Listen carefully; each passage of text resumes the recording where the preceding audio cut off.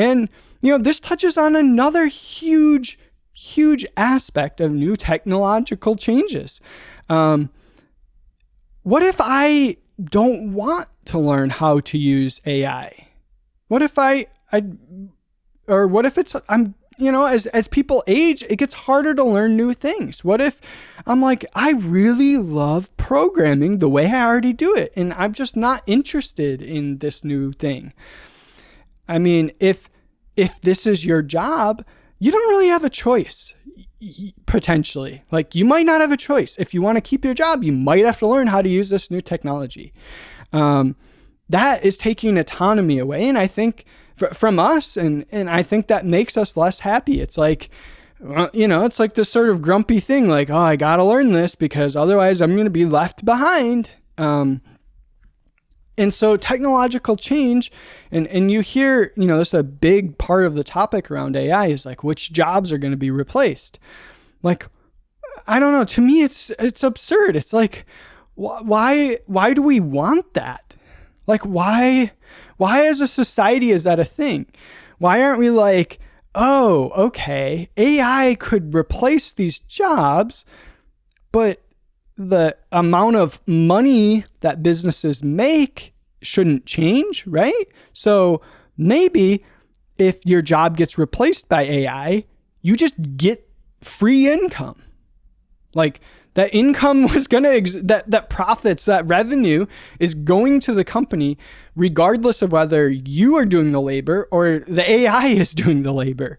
So as a society, why are we not like, oh, okay, if technology replaces a job, well, then that revenue should go to the person that no longer has to do that job. Because, what would that do? That would free up that person to, do whatever they actually want to do. And if you took that approach to society where every technological change just freed us up to do what we wanted to do, that would potentially actually be progress. But if your technological change just means somebody no longer gets a paycheck and they can no longer buy food or they must re-educate themselves, well, that sucks. Like, why would we want to exist in a society where that's the way things are? Anyways, we could go way down that path, but the main point is just like, again, it's not inherently progress. It does not necessarily make things better.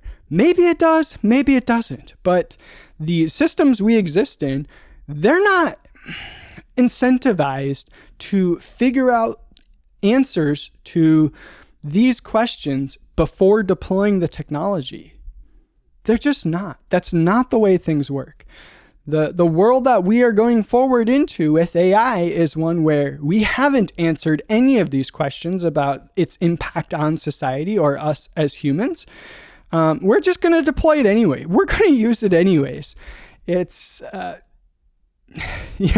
and it's not something you can really stop either. Like, the government can't come out and say, oh, you can't use AI. Like, we need to pause AI before, we start deploying it. I mean, you could try to do that, but the reality is this technology, that we live under capitalism. So if somebody can use the technology secretly or whatever, or go to a different country that doesn't have as much control over what people do and use this technology, they're going to accumulate more capital and more profits. And it's just, there's this system, the capitalist system, is going to do what it's going to do. And we can't, there's nothing we can do about that if we're existing within this system. That's just the way it is. So yeah, the world we're going forward into, like with all other technological change, is one where change is going to happen and it's going to be painful. People are going to lose their jobs. Or they're going to have to re-educate themselves when maybe they don't want to. And there might be a lot of other negative side effects, but we are not going to have the opportunity to look at those first before we deploy the technology. So, yes, I am going to make educational resources on how to use the technology. But I implore you, if you're the one using the technology, think about its impact. Think about, how it impacts society, how it impacts you, how it impacts the people around you. And I don't know if there's much we can do about it. You need to earn a paycheck. It's just the way it is. There's only so much you can do as an individual. But at least we can come at this, from a perspective of, we're using this technology, but we're also acknowledging it's just technology. It's not necessarily better. It might make the world worse.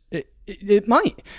But at least we can acknowledge that. That's where we have to start with. We have to start with acknowledging reality and acknowledging the truth. If we do that, we can move forward into making decisions on how to use that technology, what to do with that technology. But we have to start there. We have to start with what it is we're actually dealing with and the potential effects of it.